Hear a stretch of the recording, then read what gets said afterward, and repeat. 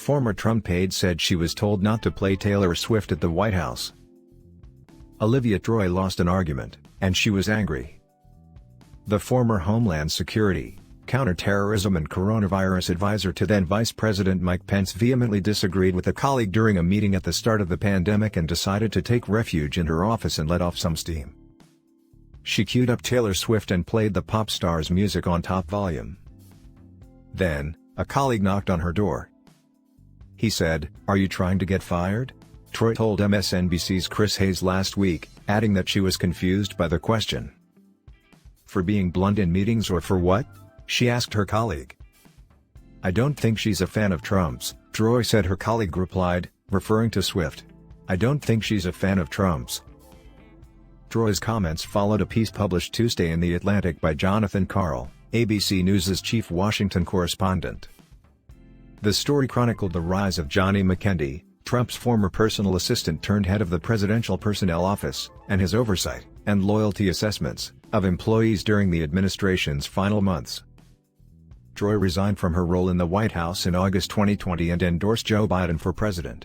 Pence's national security advisor, retired Lieutenant General Keith Kellogg, said he fired Troye.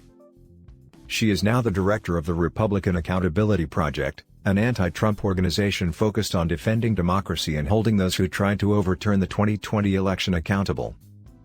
She has since been an outspoken critic of former President Trump, accusing him of caring more about his re-election and the economy than about people dying during the coronavirus pandemic.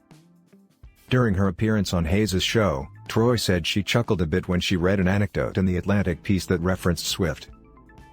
Karl described an incident in which Trump's chief of staff, Mark Meadows, received a call after he'd requested information about an assistant at the Department of Housing and Urban Development who had liked one of Swift's Instagram posts endorsing Biden and Vice President Kamala Harris.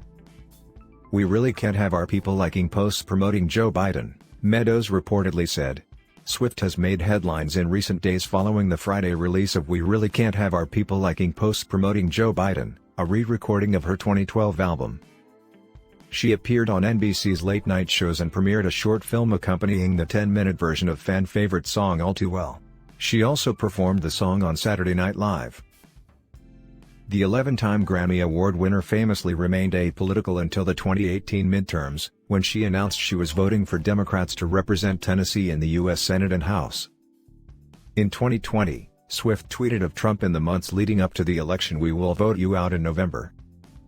Troye affirmed The Atlantic's reporting that former Trump aides privately compared McKendy's team to the Gestapo, Nazi Germany's secret police. "This is sort of how this White House was run," Troye said. "This is sort of how this White House was run." She added that the assertion that she could be fired over listening to Swift in the White House was astonishing. "Astonishing," she said.